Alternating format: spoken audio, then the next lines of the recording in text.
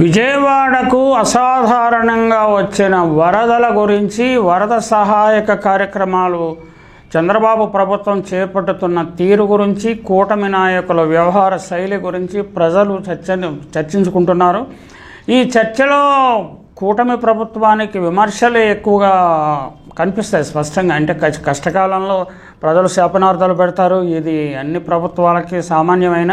ఇప్పుడు చంద్రబాబు ప్రభుత్వము శాస్త్రీయంగాను క్రమబద్ధంగాను వ్యవహరించడం లేదని, తాను విజనరీ అని చెప్పుకునే ముఖ్యమంత్రి ప్రచార ఆర్భాటంతో ప్రజలను మరింత ఇబ్బందులకు గురి చేస్తున్నాడని అన్న భావన రోజు రోజుకి బలపడుతోంది. వరదలు వచ్చినప్పుడు ఏ ముఖ్యమంత్రి అయినా తన కార్యాలయంలో కూర్చొని సమర్థులైన అధికారులను వరద ప్రభావ ప్రాంతాలకు వెళ్ళి అక్కడి పరిస్థితులను పర్యవేక్షించమని ఆదేశించి పర్యవేక్షిస్తాడు. ఆ సమయంలో ఎవరు పబ్లిసిటీ కోసం పాకులాడారు. కానీ చంద్రబాబు మాత్రం పబ్లిసిటీ పిచ్చితో తానే వరద ప్రభావిత ప్రాంతాలకు వెళ్ళుండటం వల్ల అధికార యంత్రాంగం అంతా సీఎం చుట్టూ ఉంటున్నారు. తద్వారా వరద బాధితులకు అందాల్సిన సహాయ చర్యలు సరిగా అందట్లేదు. గతంలో విశాఖపట్నంలో హుద్హుద్ తుఫాను అక్టోబర్ 2014లో వచ్చింది. అప్పుడు కూడా చంద్రబాబు ప్రభుత్వం ఇలాగే వ్యవహరించింది. విశాఖపట్నం ప్రభుత్వ గెస్ట్ హౌస్లు చాలా ఉన్నా పబ్లిసిటీ కోసం సకల సౌకర్యాలు కలిగిన 5 కోట్ల లగ్జరీ బస్సులో పడుకుంటూ వరద ప్రభావిత ప్రాంతాల సమస్యలను పర్యవేక్షిస్తానని చంద్రబాబు చెప్పుకున్నారు.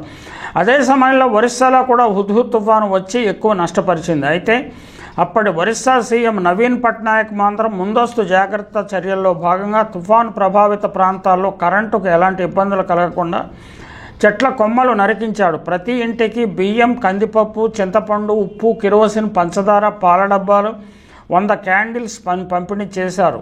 కాలు బయటకు పెట్టకుండా ఒరిస్సా సీఎం నవీన్ పట్నాయక్ చూసుకున్నారు. అదే విషయాన్ని న్యూయార్క్ టైమ్స్, మన జాతీయ పత్రికలు కూడా పట్నాయక్ పనితీరును పొగడ్తలతో ముంచెత్తాయి. హుద్హుద్ వచ్చినప్పుడు పబ్లిసిటీ కోరుకున్న చంద్రబాబు అయితే పనిచేసింది మాత్రం నవీన్ పట్నాయక్.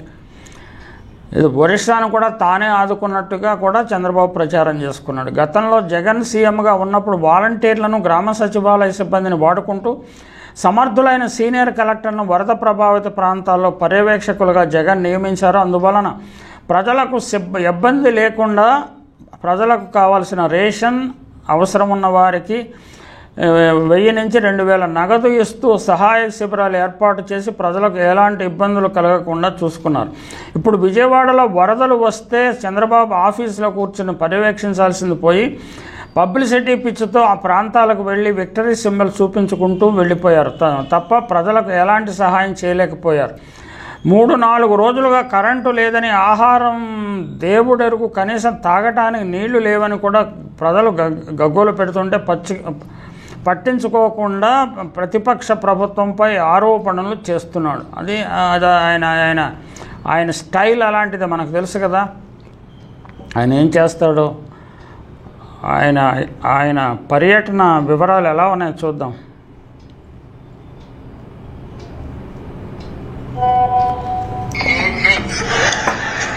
తమ్ముళ్ళు ఎలాగో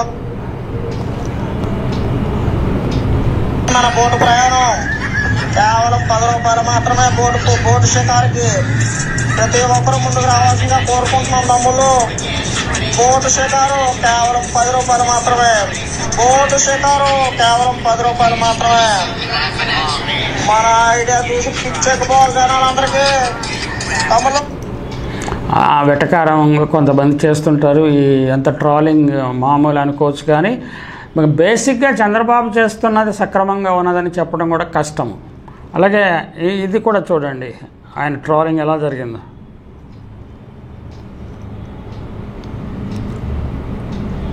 ఇలా చేస్తారని ఊహించిన ఆనందంతో ఉప్పొంగి పాడుతున్నామండి పాట. జయమో జయమో చంద్రన్న, జయమో లేకో చంద్రన్న, జయమో జయమో చంద్రన్న, జయమో లేకో చంద్రన్న, నీకెవరో తిరగలేరయో చంద్రన్న, నీకెవరో తాటలేరయో,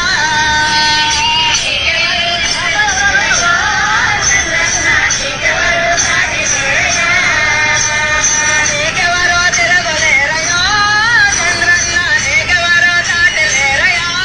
ఇది చంద్రబాబు ప్రచార పిచ్చి.